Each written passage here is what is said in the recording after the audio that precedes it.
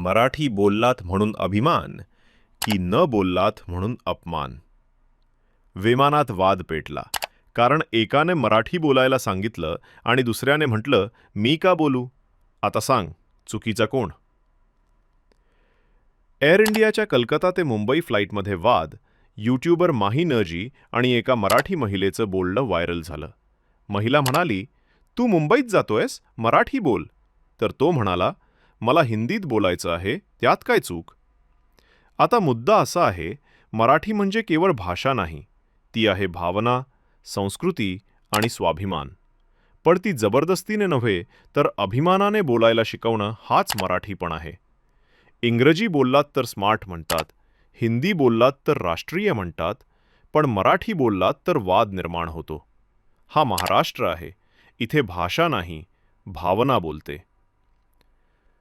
मराठी माणूस म्हणून उभं राहणं म्हणजे कोणावर राग नाही, तर स्वतःच्या संस्कृतीचा सन्मान आहे. तुमचं मत काय? मराठी बोलणं हक्क की अपराध? कमेंट करा, लाईक करा आणि शेअर करा.